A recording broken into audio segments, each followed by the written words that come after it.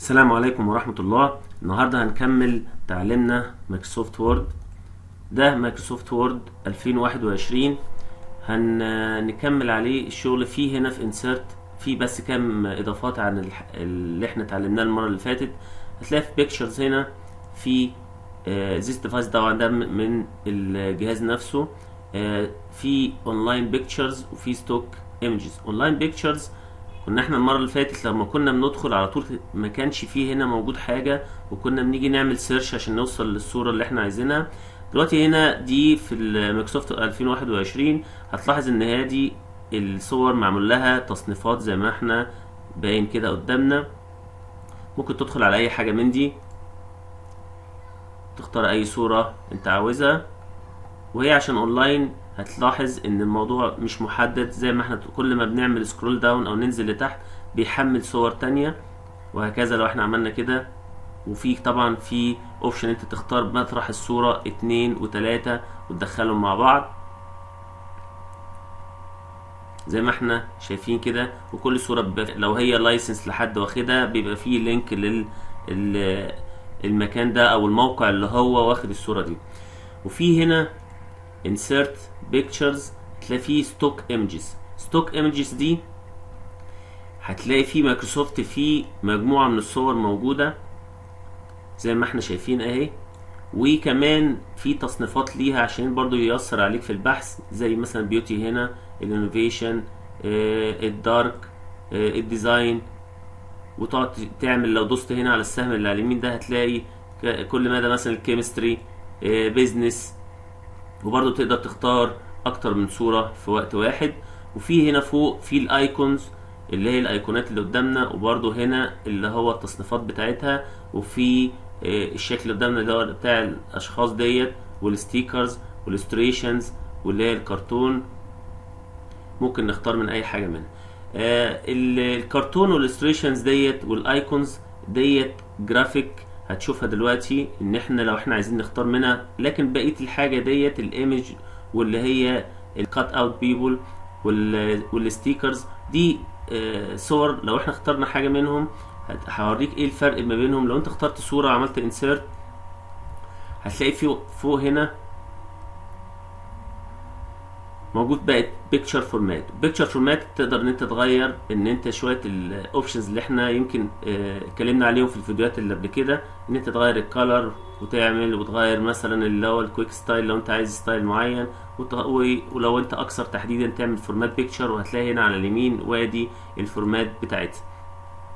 لكن انت بقى هنا اللي احنا بنتكلم على الجرافيك. لو عملنا هنا انسيرت وقلنا بيكتشرز وقلنا ستوك ايمجز وجينا مثلا على الايكونز واخترنا مثلا الشكل ده قلنا له انسيرت، زي ما احنا شايفين كده ادي الشكل. وبرضه ده اللاي اوت بتاعه. ادي مثلا افترضنا ان احنا نكبره بس شويه، هتلاقي هنا في حاجه اسمها جرافيكس فورمات مش بيكتشر فورمات. جرافيكس فورمات ادي برضه الفورمات بتاعتها، وادي هنا بقيه الفورماتس اللي موجوده. يعني انت ممكن تختار اي فورمات من اللي موجودين اهوت على الشكل اللي انت مختاره. وادي كمان ممكن تعمل له لاين، ممكن تعمل له اللي افترضنا ان انت عايز تعمل له اوت لاين بالطريقه اللي احنا شايفينها دي.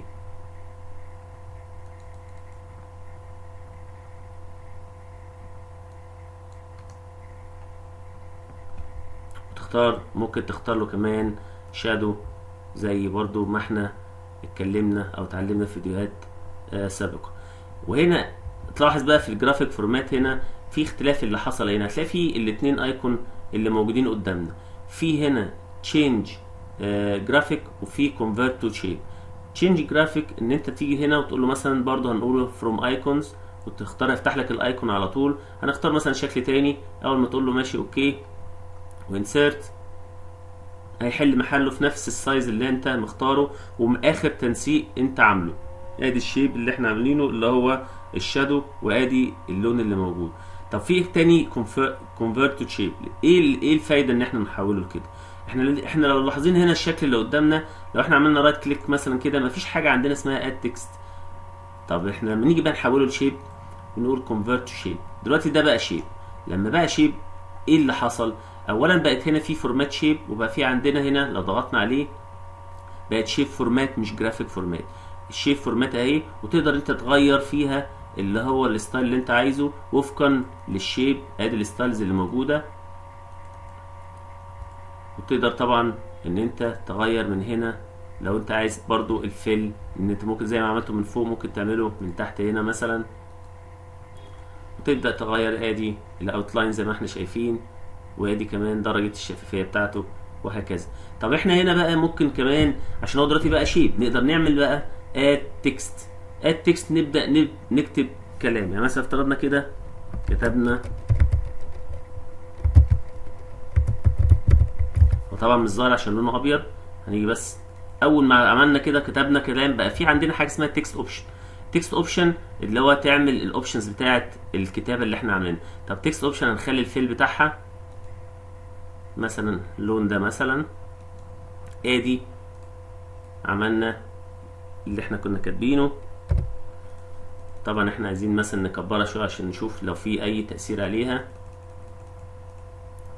ادي التكست اللي موجود. لو دوست في اي حته بقى عندنا هنا التكست اوبشن وعندنا الشيب اوبشن. وزي ما اتعلمنا قبل كده في التكست اوبشن ممكن تعمل له مثلا هنا تعمل له شادو، تعمل له مثلا السايز نفسه، ده سايز الشادو طبعا.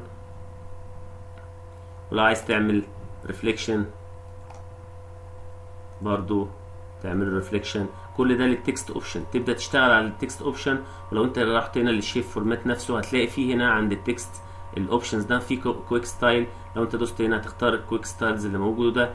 ولو انت برضو اخترت كل حاجه من اي حاجه من الحاجات دي هتبدا تغير فيها، او عايز ترجع للي هي الاوبشنز بالتفاصيل اللي موجوده تقدر ان انت تعملها. وفي هنا ان احنا نعمل انسيرت. في بقى حاجه اسمها 3 مودلز، نشيل بس الشكل اللي موجود ده.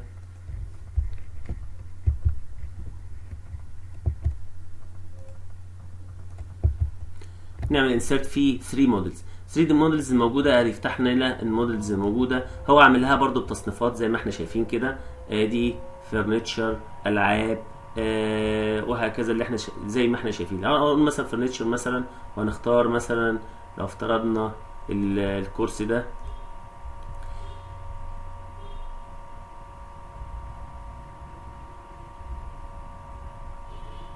وبرضو نيجي هنا كده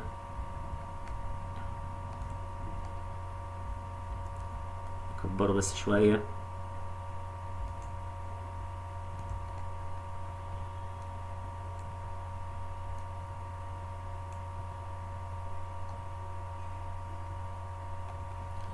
زي ما احنا شايفين هنا. اول ما عملنا الشكل ده كده، ده بقى فيه لو تلاحظوا فيه الرمز اللي موجود او الايقونه اللي قدامنا دي، نقدر نتحكم في اللي هو تغيير، لان ده يعتبر 3D موديل. وحتى تلاحظ هنا في تاب اسمها 3D موديل. في حاجات طبعا جاهزه ان انت ممكن تختارها من هنا زي ما احنا شايفين. ادي الكرسي يجي كده، يجي كده مثلا، يجي بالطريقه ديت. اي طريقه احنا عايزينها ممكن نعملها بايدينا كده. ممكن نيجي بقى اول لو تلاحظوا هنا بقى في حاجه اسمها فورمات 3D موديل. في ايكون زاد عندنا اللي هو الشكل الكيوب او المكعب اللي قدامنا ده اللي هو 3D موديل. ندخل عليه هتلاقي في حاجه اسمها موديل روتيشن اللي احنا عملناها بايدينا دي. ممكن تعملها هنا. ادي الاكس بتاعتها، وادي الواي، سواء من هنا او تيجي هنا على الاشكال دي تيجي تعملها. وادي الزد. وفي حاجه اسمها الكاميرا. ادي تدوس كده تيجي يمين شويه مثلا او شمال شويه، وهنا برضو العكس، وهنا تحت، هنا فوق، هنا شمال ويمين. ولو انت عايزها ادق شويه من هنا زي ما انت شايف كده البوزيشن بتاعها دي. الكاميرا شايفاها ازاي زي ما احنا شايفين. طبعا انت في اي وقت انت مش عايز كل ده، مش عاجبك، هتيجي بس على حاجه اسمها ريسيت 3D موديل وتيجي هنا تدوس عليها، هتلاقي هيرجع لاخر حاجه او في الاول خالص زي ما احنا دخلناه. في حاجه اسمها هنا بان زوم. اول ما ندوس على بان زوم هيجي لي الايكون اللي قدامي ده. انا بس مجرد اسحبه لفوق كده يطلع يكبر الزوم شويه، ارجعه تاني اسحب لتحت الزوم يقل اكتر، ويبقى كده ادي بالنسبه لل 3 3D موديل. وهنتوقف لغايه هنا، وان شاء الله نكمل في فيديوهات قادمه. متنسوش تدوسوا لايك وسبسكرايب عشان يجيلكوا كل ما هو جديد. شكرا والسلام عليكم.